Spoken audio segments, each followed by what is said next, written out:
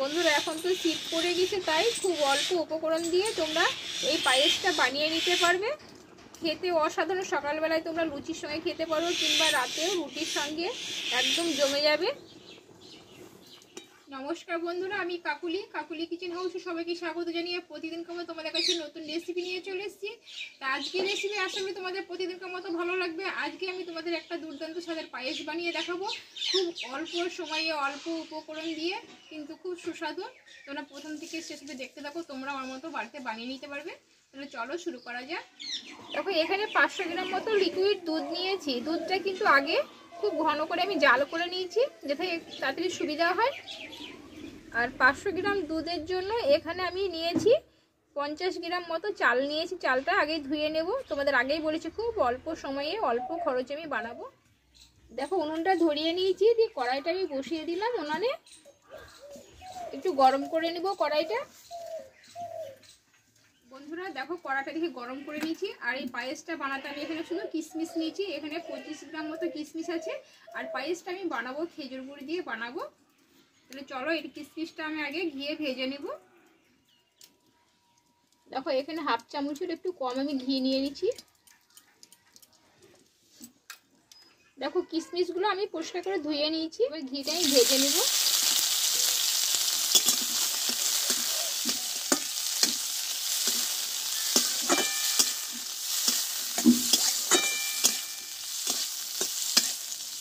কিশমিশটা ভাজা হয়ে গেছে, কালারটা অনেকটা চেঞ্জ হয়ে গেছে। কিশমিশ ভাজতে বেশি টাইম লাগে না।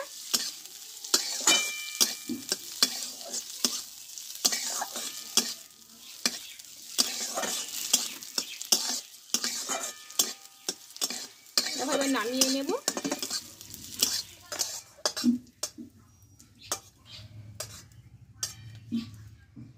এবার আগে জাল করে রেখেছিলাম দুধটাকে আমি দিয়ে দিলাম কড়াইয়ে।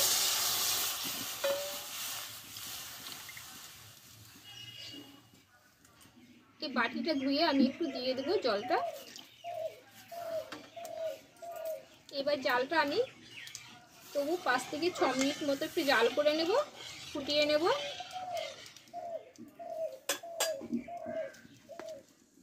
দেখো এই দুধটায় আমি দুটো ছোট এলাচ দিয়ে দেব।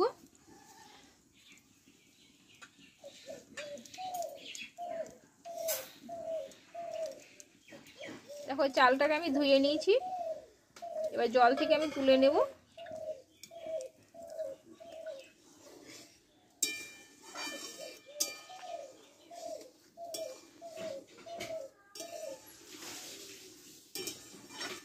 দেখো দুধটা আমি জাল করে নিয়েছি, এবার চালগুলোকে আমি দিয়ে দেব।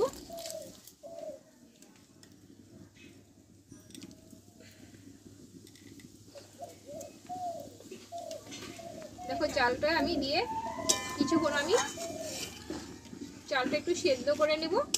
তারপরে এখন গুড়টা দেব।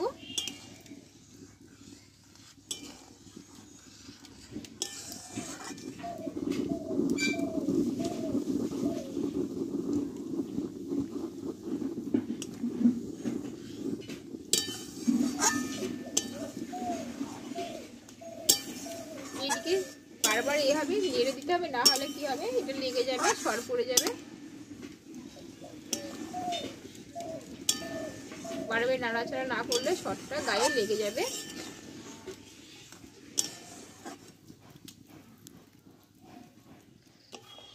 দেখো দুধটা অত্যন্ত ঘন, সেজন্য চারিদিকে এভাবে সরটা পড়ে যাচ্ছে, সেজন্য বারবার নাড়াচাড়া করে নিতে হবে।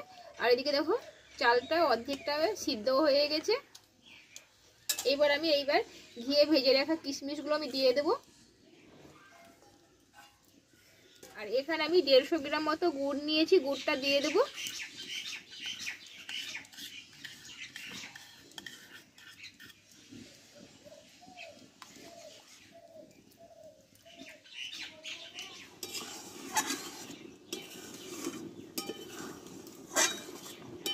দেখো বন্ধুরা কালারটা কত সুন্দর এসছে, গন্ধটা খুব সুন্দর দিয়েছে গুড়টা দেওয়ার পরে।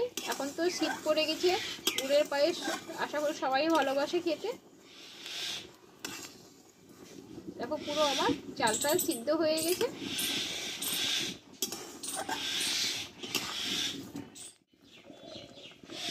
বন্ধুরা এখন তো শীত পড়ে গেছে, তাই খুব অল্প উপকরণ দিয়ে তোমরা এই পায়েসটা বানিয়ে নিতে পারবে। খেতে অসাধারণ, সকালবেলায় তোমরা লুচির সঙ্গে খেতে পারো কিংবা রাতেও রুটির সঙ্গে একদম জমে যাবে।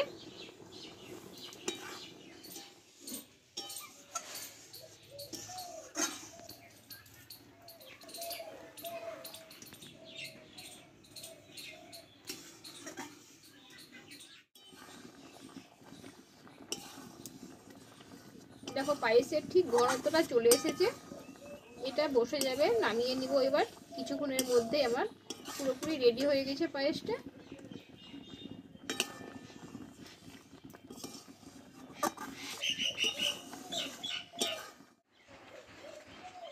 বন্ধুরা পায়েসটা দেখো আমার পুরোপুরি রেডি হয়ে গেল। আমাদের গ্রামের একটা গুড়ের একটা আলাদা টেস্ট, তাই সেইভাবে আমি গ্রাম্যভাবে একদম পায়েসটা বানালাম। তোমরা এভাবে বাড়িতে বানিয়ে নিতে পারবে। দেখো বন্ধুরা পায়েসটা আমার হয়ে গেলে নামিয়ে নেব। চলো,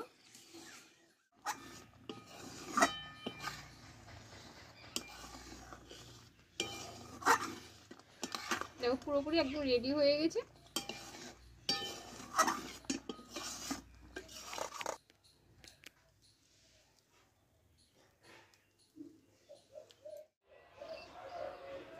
বন্ধুরা খুব অল্প সময়ের মধ্যে তাহলে পায়েসটা বানিয়ে ফেললাম, খুব অল্প খরচে।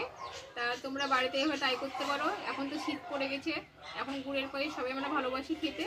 তা কেমন হয়েছে আমার পায়েসের রেসিপিটা অবশ্যই কমেন্ট করে জানাই। আর যে সকল বন্ধুরা এখন নতুন চ্যানেলটা আমার সাবস্ক্রাইব করেনি, চ্যানেলটা সাবস্ক্রাইব করে পাশে থেকো।